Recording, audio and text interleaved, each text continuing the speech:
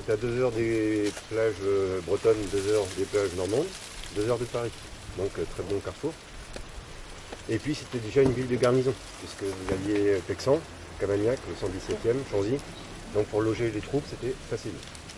Donc c'est pour ça que Le Mans a été retenu pour faire le quartier général de la 7e armée allemande. Les Allemands arrivent le 18 juin 1940, donc c'est assez facile à se rappeler, puisque cette date est importante pour nous, parce qu'il y a un événement important en tant que Français. Le 18 juin 1940. Qu'est-ce qui se passait? L'appel du général de Gaulle. Donc c'est pour ça que c'est très facile du coup à se rappeler, puisque c'est le même jour.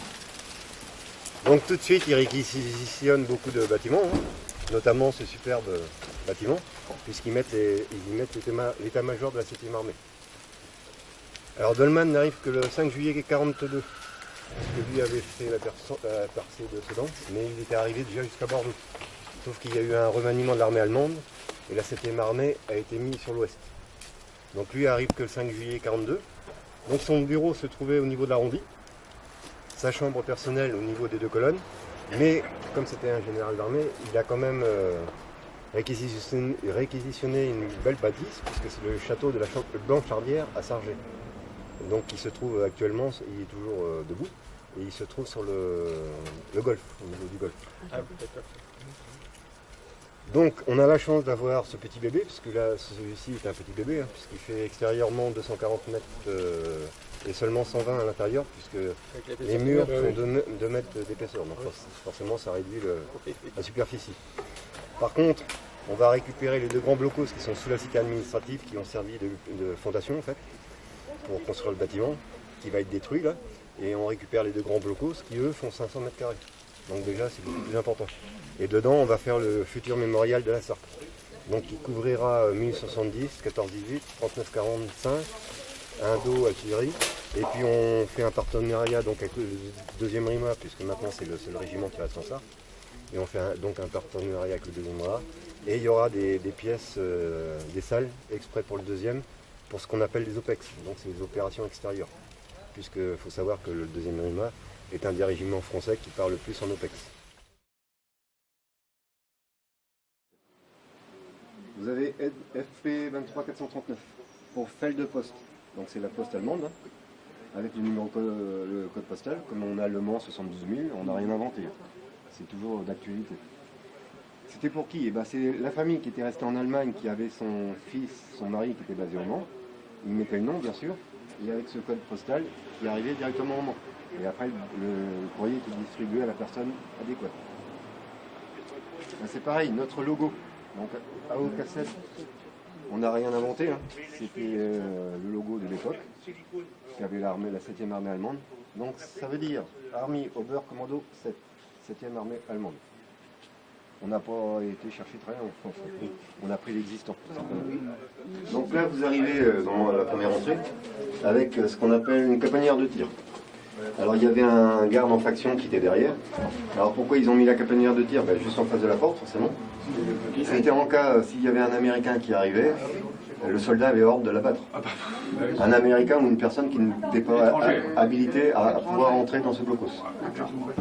En fait, la porte était existante là déjà, celle qui est... Non, c'est pas la porte existante. Il y en avait une, mais c'était une porte blindée. Sauf qu'à la sortie de la guerre, en fait, ils avaient muré. Donc ils avaient enlevé les portes. D'accord. Alors là, vous avez une chose aussi qui était assez importante, c'est le tour en bois, ce qu'on appelle une embrasure. L'embrasure. Elle est en bois. Alors pourquoi en bois? Un Américain arrive, il commence à tirer, une balle sur le béton armé va ricocher. Donc on ne sait pas où elle va arriver. Là, il se trouve juste en face de la porte, donc il tire au niveau de la caponnière de tir. Et là, elle arrive, pof, elle ne bouge plus. Donc là, vous voyez qu'il n'y a pas de balle. C'est normal, puisqu'au Mans, il n'y a pas eu vraiment de gros combats. À part au niveau du pont Gambetta, puisqu'ils avaient fait sauter tous les autres ponts. Et d'ailleurs, vous avez une plaque au niveau du tunnel pour les 3 gendarmes donc, qui ont réussi à couper les fils des donateurs pour éviter que le pont saute. Mais sinon, au Mans même, il n'y a pas vraiment eu de gros combats. Puisque l'armée allemande a commencé à partir le 7 août. Et ils avaient juste laissé une petite arrière-garde le 8 août pour pouvoir ralentir au maximum les Américains qui arrivaient. Alors ce blocos, donc c'est un PC de commandement, il a différentes particularités. Notamment, il y a 2 WC, il y a du parc au sol Il y a du chauffage central. Alors il faut savoir, il faut se remettre dans l'époque. En 1940, sur Le Mans, seulement 20% de la population dite aisée avait le chauffage central. Donc là, c'était un luxe, sauf que c'était un général d'armée quand même. Donc il fallait un certain standing. La porte, c'est ce qu'on appelle une porte à deux vantaux. Elle fait 650 kg. Donc c'est un poids assez conséquent. Alors pourquoi ils l'ont fait en deux vantaux? Ils auraient pu très bien la faire comme les autres portes blindées, en un seul morceau. Il faut surveiller ou regarder. Oui, tout à fait, mais pourquoi? L'utilité de pouvoir ouvrir qu'une seule partie. Se protéger. Non. Un Américain arrive, il ne veut pas prendre de risque, il découpe une grenade. Donc forcément, il va y avoir des éclats de murs, notamment les coins. Sauf que les éclats vont tomber au sol, forcément. Et que si vous avez beaucoup d'éclats au sol, eh bien une porte pleine de 650 kg, vous n'allez pas pouvoir de l'ouvrir. Elle va être bloquée.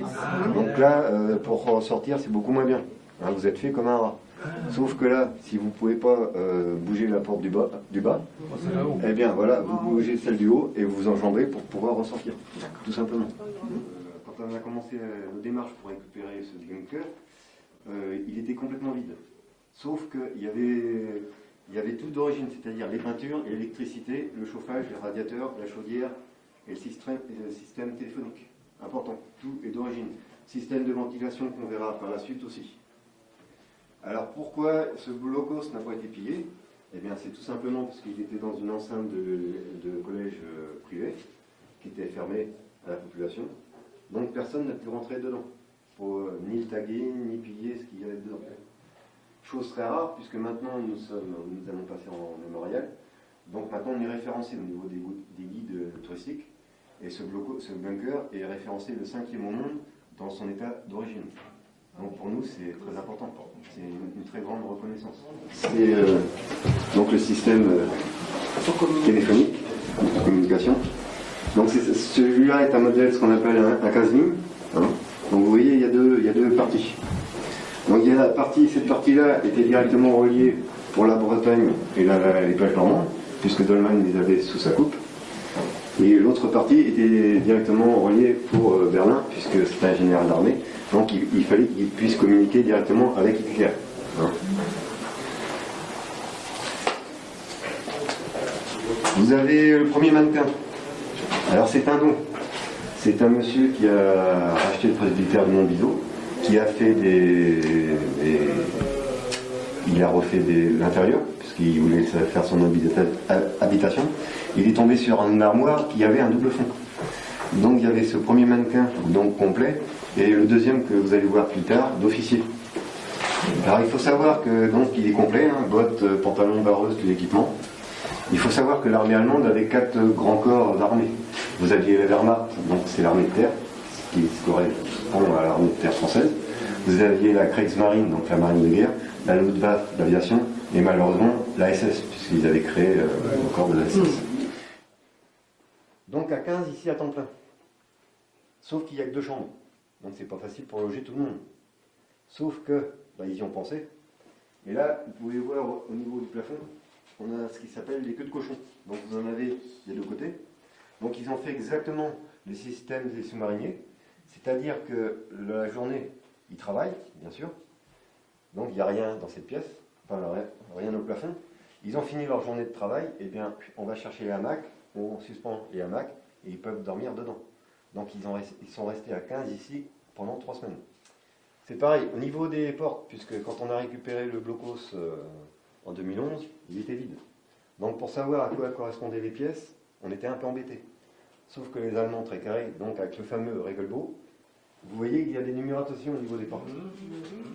Et dans le Regelbau, il est bien spécifié que le numéro 2, par exemple, c'est la salle des télécommunications, des transmissions. La salle numéro 3, c'est la salle des cartes, et ainsi de suite. Donc pour nous, ça nous a aidé quand même, parce que du coup, on a pu reconstituer chaque pièce à peu près exactement comme elles étaient à l'époque. Donc pour nous, ça nous a facilité le travail. Là, vous pouvez voir qu'il y a une petite cage à oiseaux. Alors, vous allez me dire, mais qu'est-ce que fait une cage à oiseaux dans un bunker? Pour les gaz. Pour les gaz. Il faut savoir que le gaz est incolore, inodore. Donc l'être humain ne peut pas le détecter. Sauf que le petit canari qui est dans la cage, lui, il va le voir tout de suite. si vous le voyez sur le vidéo, Pas de problème, ouais. c'est que là, il y a des gaz. Donc là, bah, qu'est-ce qu'on fait? On ferme les portes blindées et on met tout de suite le système de ventilation en route. Donc dans chaque pièce où on va passer, vous allez pouvoir constater qu'il y a des systèmes de ventilation, ce qui est important. Dans chaque pièce, il y a également des lavabos et les radiateurs. On signe. Pas de problème, ouais. C'est que là, il y a des gaz. Donc là, bah, qu'est-ce qu'on fait? On ferme les portes blindées et on met tout de suite le système de ventilation en route. Donc dans chaque pièce où on va passer, vous allez pouvoir constater qu'il y a des systèmes de ventilation, ce qui est important. Il faut savoir que l'armée allemande a utilisé beaucoup les femmes dans son armée, contrairement à l'armée française qui les a utilisées, mais beaucoup dans le service de santé, notamment dans tout ce qui est infirmière, ambulancière. Mais l'armée allemande, les a utilisées beaucoup plus. Alors vous aviez deux sortes de personnel féminin de l'armée allemande. Il y avait ce qu'on appelait les souris grises. Alors pourquoi les souris grises? Leur uniforme était gris, tout simplement. Là, vous pouvez constater qu'il n'est pas gris, il est kaki. C'est normal, puisque c'est un personnel de l'organisation TOD. Donc vous avez différents petits appareils, qui sont plutôt assez intéressants. Là, vous avez un téléscripteur de Siemens, fabrication Siemens, qui existe toujours. Mais ce n'est pas celle-ci qui est la plus importante, c'est cette petite machine. Tout le monde connaît le superbe film Enigma. Il faut savoir que les Allemands avaient réussi à inventer un système de codage, sauf que sur la machine Enigma, le principal problème était que toutes les 24 heures, le code changeait. En fait, c'est nos ordinateurs d'aujourd'hui. Hein. Donc le problème était là. Autant le téléscripteur, quand on avait compris le système du codage, c'était toujours répétitif, que là, il changeait toutes les 24 heures. Donc c'était déjà beaucoup plus compliqué. Sauf que l'armée anglaise avait dédié des spécialistes, une équipe de spécialistes, puisqu'ils avaient réussi à récupérer une énigma sur un sous-marin allemand qu'ils avaient à raisonner. Et du coup, ils ont mis une équipe de spécialistes, des grosses têtes, hein, pour réussir à casser le code de l'énigma. Et ils ont réussi avant le débarquement, ça a dû quand même faciliter énormément le débarquement, puisque les Allemands pensaient, tout ce qu'ils envoyaient crypté, ils se sont dit, c'est bon, ça passe, impeccable. Sauf que dès qu'une machine Enigma se mettait en route, eh bien, il y avait l'équipe d'Angleterre qui se mettait pour décrypter d'entrée. Donc ils savaient exactement ce que préparaient les Allemands. Donc pour le 6 juin, ça a dû aider énormément. C'est pareil, dans cette pièce, vous pouvez constater que dans les murs, il y a des trous avec des morceaux de bois. On ne s'est pas amusé avec une ulti à percer. Du béton armé, c'est fait d'origine. Pourquoi? Pour pouvoir mettre des tasseaux de bois et mettre des panneaux d'Isorel. Donc dans cette pièce-là, c'est pas très important, mais dans l'autre pièce qui est la salle des cartes, ça va être beaucoup plus important. Parce que essayer de puniser une carte sur du béton armé, nous sommes dans la salle des cartes. Alors vous voyez que ce bureau est assez imposant. Donc c'est pas le bureau qui était ici à l'origine, c'était son bureau personnel du général Dolman, qui se trouvait au niveau de l'arrondi que je vous ai fait voir tout à l'heure. Alors vous allez me dire, mais comment vous le savez? C'est simple. Hein. Là, on revient de la famille Dolman. Et il faut savoir qu'ils ont plus de 20 000 photos du général Dolman de toute sa carrière. On en a déjà récupéré plus de 2000. On commence à les trier, forcément. Et on voit le général Dolman au niveau de son bureau, au niveau de l'MGF, au travail, en train de travailler, qui est pris de face. Donc on voit bien le bureau. Là, comme je vous disais, c'est la salle des cartes. Donc là, on voit l'utilité, du coup, des panneaux d'Isorel. Puisque là, pour puniser les cartes, tout de suite, c'est beaucoup plus facile, forcément. Donc là, vous avez différentes cartes qui sont très importantes, puisque c'était des cartes qui étaient très importantes. Là, par exemple, vous avez le port de Cherbourg, qui tombe le 26 juin 1944, malheureusement. Donc elles sont d'origine, tout le marquage est en allemand, elles sont datées, automatiquement. Tout matériel allemand est daté et à des règles hitlériennes. Là, par exemple, on a une coupelle qu'on a ramenée aussi cette année. Donc, si vous regardez bien, alors, ce qui était marrant sur cette coupelle, parce que quand on récupère une pièce, on aime bien savoir un peu son histoire. Donc, c'est une coupelle qui vient de la famille Dolman. Et le général Dolman faisait la chasse aux œufs avec ses enfants, dans cette coupelle. Alors ce qui est marrant, c'est que c'est une fabrication anglaise, vendue par un grand bijoutier, enfin un grand, comment dirais-je, vendeur de... Un orfèvre, oui, de Paris. Mais ce qui a été ajouté dessus, c'est un signe hitlérien. Ah oui. Donc là, vous pouvez voir le fabricant. Donc le fabricant est anglais et le vendeur est rue de Paris, à Paris. C'est étonnant. Dans cette pièce, donc là, vous pouvez voir une des tenues du général Dolman qui nous a été offerte cette année. Donc c'est pas très vieux. Et puis un portrait du général signé du général Dolman. Donc là, on voit bien, hein, au niveau de la patte de colle, il n'y a pas de problème. Bon, les pattes d'épaule, on les voit moins bien. Mais de toute façon, puisqu'on l'a récupéré chez Dolman, il n'y a pas de souci à avoir. Dans cette pièce aussi, une pièce qui est très très rare, c'est le drapeau. Il faut savoir qu'à la sortie de la guerre, les Français avaient tellement souffert de l'occupation, donc les drapeaux, les portraits d'Hitler, des originaux, hein, je parle des originaux, sont très difficiles à retrouver. Et nous, on a la chance d'en avoir un. Alors il a une histoire, puisque quand on récupère une pièce, je vous dis, on aime bien savoir l'historique de la pièce.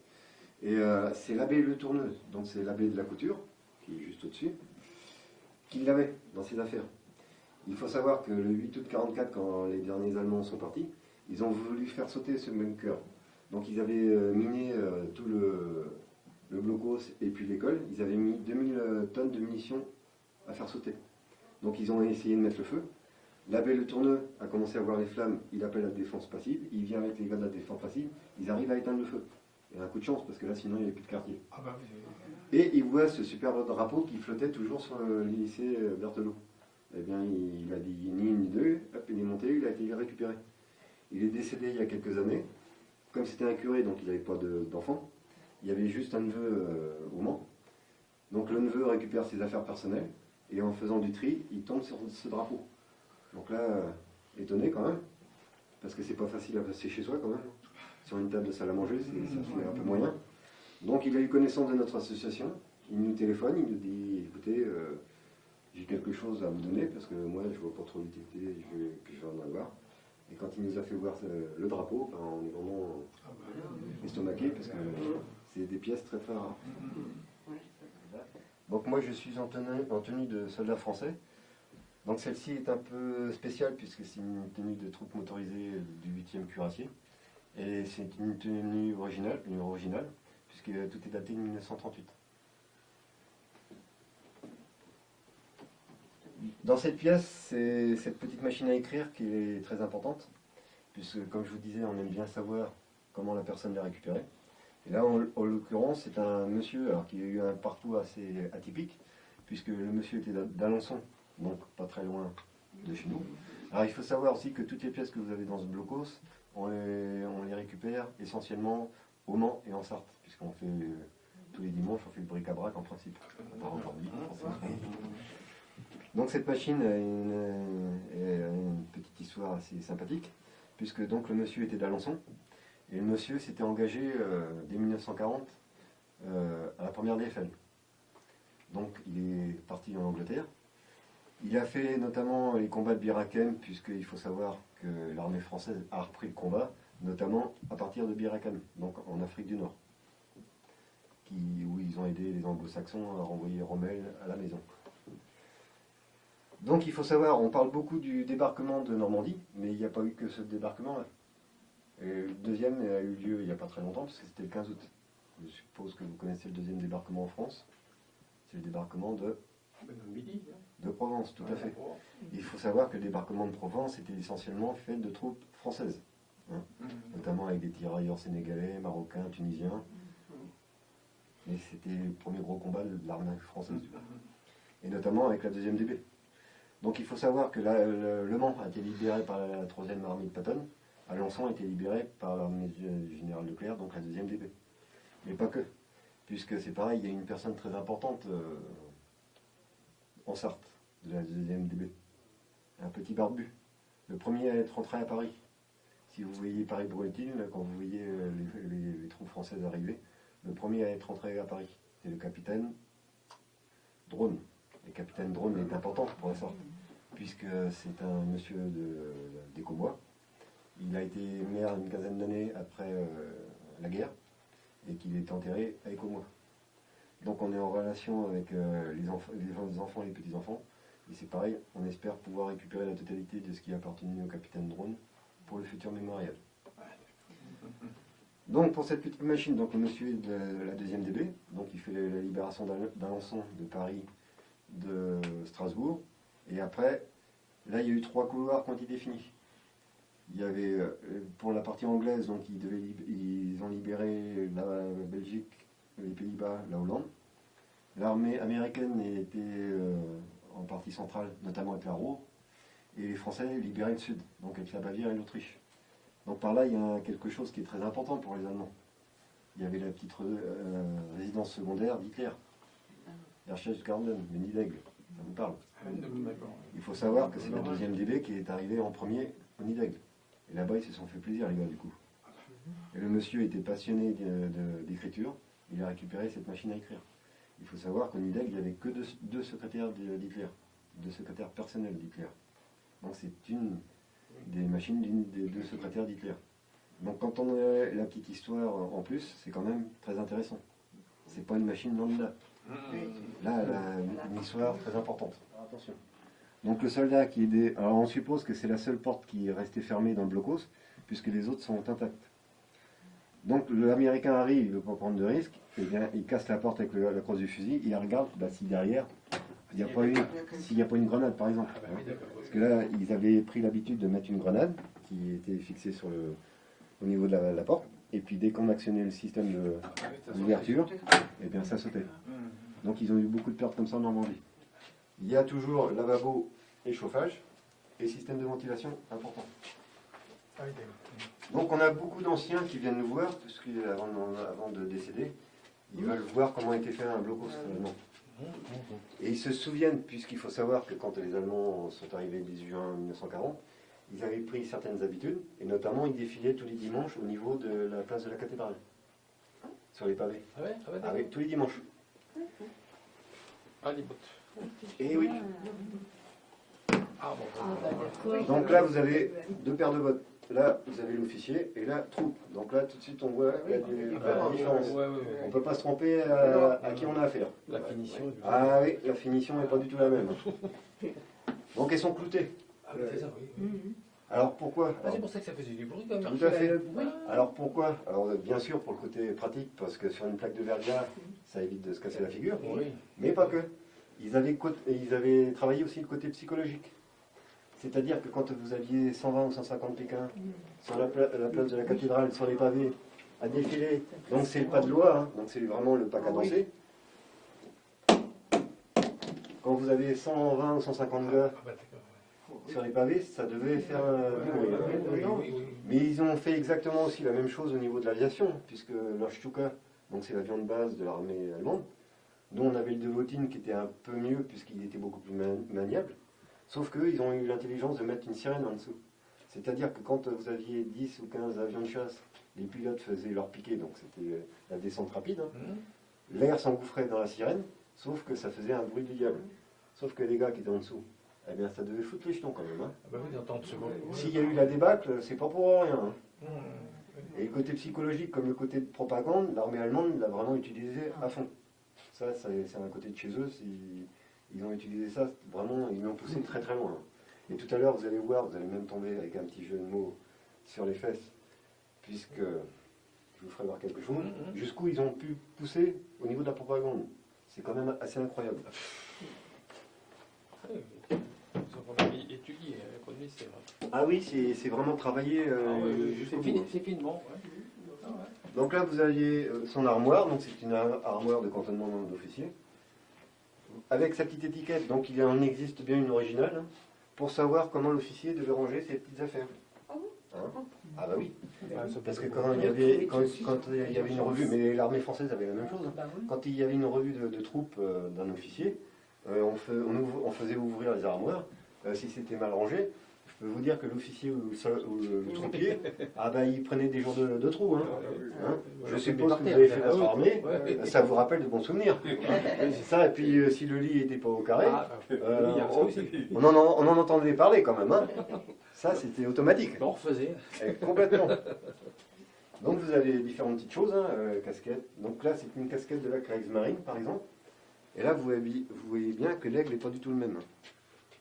Au niveau, par exemple, de l'aigle de la Luftwaffe qui est déployée, là, l'aigle n'est pas du tout le même. D'accord. Hein. Ouais,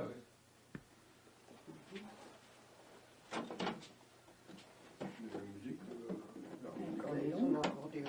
Bah non, ça vient. Alors quand je vous disais que si l'armée allemande était assez pointue, puisque tout matériel allemand est automatiquement estampillé. Donc là, je ne sais pas si vous allez bien voir. Vous avez donc l'aigle, ça c'est automatique. La date, donc là il est daté de 40. Ah ouais. Et le logo du fabricant. En plus. Ça, sur tout matériel allemand, c'est automatique. Et c'est comme ça que nous, qui sommes assez férus de tout ça, connaisseurs, donc s'il manque un de ces trois attributs, c'est que C'est que c'est pas bon. c'est une copie. C'est Oui, pas oui, bon. d'accord. Oui. Ça, c'est automatique. D'accord. Ça, c'est important. Ah oui. Donc, vous parliez de musique. Il faut savoir que sur Le Mans, donc, il y a eu entre 6 et 8 000 personnels allemands. Donc, il fallait bien les occuper, ces messieurs. Les longs soirs d'hiver. Donc, avec l'harmonica honneur, ainsi que l'accordéon. Une marque qui existe toujours, hein, puisque c'est une très bonne marque de musique. Elle existe toujours. Elle fabrique toujours des matériels de musique. De musique, ouais. Ah ouais, toujours. Alors il faut savoir aussi que 6 à 8 000 personnels allemands, donc ça fait du monde, donc il fallait bien les occuper. Donc il y avait aussi, comme dans toute bonne armée qui se respecte, les bordels. Je suis désolé pour ces dames, mais il y avait les bordels au Mans. Donc vous voyez la place de la République, quand vous êtes sur la place de la République, vous descendez pour aller à la place de l'Éperon. Ah oui, d'accord. Vous avez la petite ruelle juste en face, vous la prenez. Donc là ça doit être la grande rue de mémoire, où il y a le nez rouge au restaurant. Oui. Qui remonte pour aller à la cathédrale. Ah oui, d'accord. Donc là, vous aviez les bordels. Sauf que il y avait le bas et le haut de la rue, parce que ces messieurs ne se mélangeaient pas. Vous aviez le bordel pour la troupe et le bordel pour les officiers. La présentation était différente. Alors je ne sais pas, j'étais pas là à ce moment-là.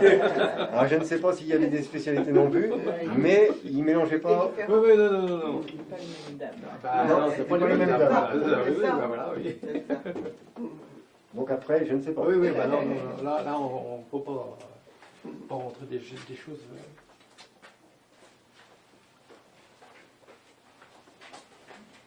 Nous arrivons dans le bureau personnel du général Dolman où il faisait ses courriers vraiment personnels. Là. Et là, par exemple, la famille Dolman nous a offert un courrier, donc qui est signé du général Dolman. Bon, bah, là, c'était pour annoncer un décès d'un de ses soldats. Ah, d'accord. Ils nous ont offert aussi ces différentes pipes. Il faut savoir que le général Dolman était un très grand fumeur de pipes. Donc, ils nous ont offert quelques pipes personnelles du général Dolman. Alors quand je vous disais tout à l'heure par rapport au casque ou au de ceinturon par exemple, pour bien différencier le corps d'armée du personnel, là sur les tampons c'est exactement la même chose. Là vous avez un tampon de la Luftwaffe, donc on voit bien que l'aigle est déployé. Oui. Là vous avez un tampon de la Wehrmacht. Donc on voit bien que c'est pas du tout. C'est pas le même. C'est pas le même. Quand on est mis côte à côte, on voit bien. Ah oui, oui, il n'y a pas photo. Hein. Ah ouais, non. Donc nous, quand on récupère une pièce comme ça, on sait exactement à quel corps d'armée, du coup, ça correspond. Le visage, là, oui. Alors, chaque officier supérieur de l'armée allemande devait avoir automatiquement dans son bureau et le portrait d'Hitler et une photo d'Hitler. Ça, c'était une obligation. Ah d'accord. Ah oui, il plaisantait pas là-dessus. Ah ouais, ouais. Et la radio. La radio. Alors, on fait beaucoup les scolaires en semaine. Ah oui. Et ça, les gamins, ça les scotche. Ah bah Vous oui. êtes toujours branchés à la radio. Donc, on a pris le message le plus connu, forcément, et qui correspond bien au général Dolman, puisque vous allez le reconnaître tout de suite. Donc, c'est Pierre Dac.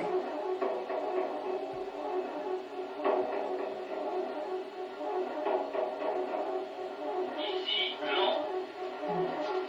Les Français parlent aux Français. Veuillez écouter tout d'abord quelques messages personnels.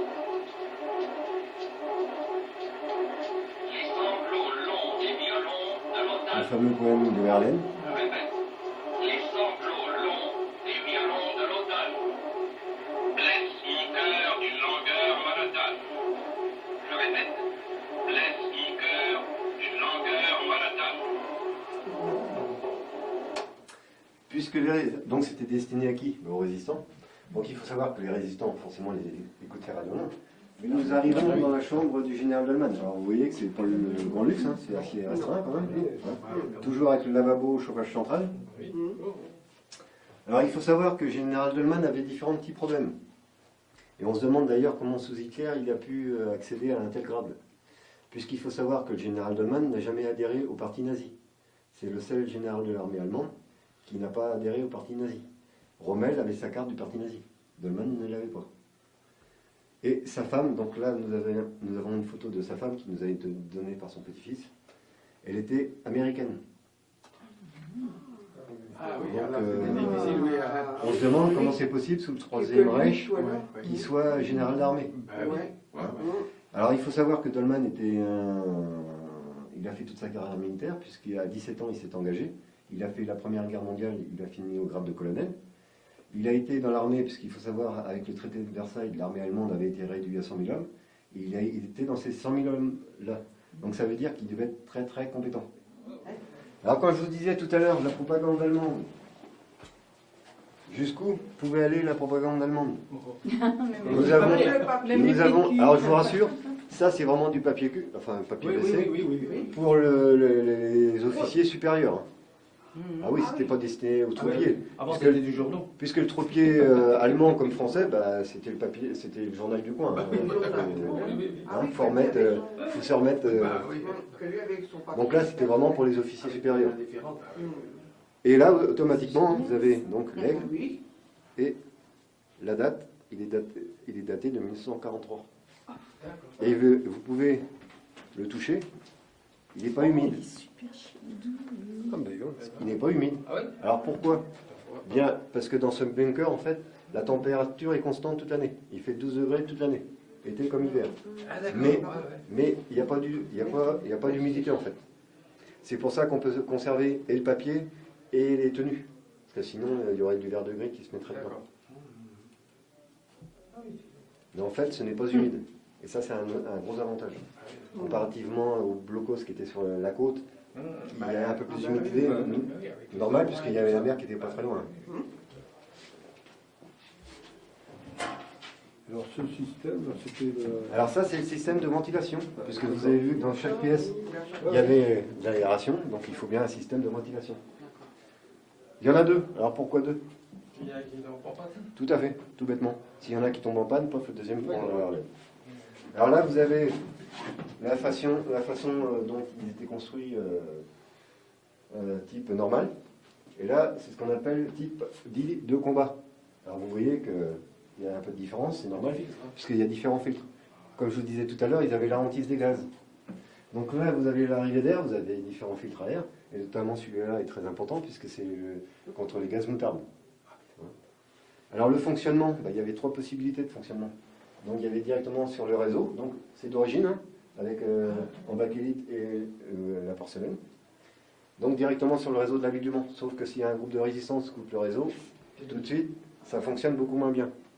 Donc deuxième possibilité, groupe électrogène. Donc qui dit groupe électrogène dit essence, forcément. Donc c'est pour ça qu'il y a le filtre de 100 litres. Bidon là, ouais. Et qui dit groupe électrogène aussi dit gaz, Ben oui. forcément. Oui, il doit dégager, oui. Donc là, vous voyez, il y a deux sorties. Donc, s'ils mettaient le groupe électrogène en marche, eh bien, ils ouvraient. Et il y avait un système d'aspiration qui faisait pour repartir. Donc, il n'y a que ça qui manque ici dans le blocos. D'accord. Troisième possibilité, si au bout d'un moment, ils sont coincés ici pendant un certain temps, il y a un peu de temps, il n'y a plus d'essence, eh bien, il y a deux personnels qui s'y mettent. Allez, hop, Et là, on tourne. Ah oui, d'accord. Alors, comme je vous disais tout à l'heure, on est quand même un peu des grands fadas, donc on a voulu voir si le système fonctionnait toujours, Oui. et le fait est, le système fonctionne toujours. Sauf qu'il faut prendre une certaine vitesse et rester toujours à la même vitesse, en fait, pour actionner. Ah oui, d'accord. Quand on a trouvé le truc, c'est impeccable. Ah oui. Donc il fonctionne toujours très bien. Alors après, bah, c'est ni plus ni moins le VMC qu'on a chez nous. Hein. D'accord, oui. Donc si vous voulez plus ou moins d'air, eh bien tout simplement, D'accord. c'est un système à vis et bah, vous tournez la molette pour avoir plus ou moins d'air. Tout simplement. Système de VMC qu'on a actuellement. L'ordinateur dit automatiquement une chaudière. Ça va de soi. Elle vient pas de très loin. Hein. Chappé. Ah, tout à fait. Chappé de Saint-James-sur-Sarthe. Donc il y avait un gros contingent d'Allemands à Saint-James-sur-Sarthe pour surveiller un peu l'usine. Mais elle vient de Chappé. Hein. Ils n'allaient pas la faire déplacer de 1000 km alors qu'ils avaient tout sous la main. Donc le fonctionnement, bah, tout simplement, hein, charbon et bois, comme toute bonne vieille chaudière de l'époque.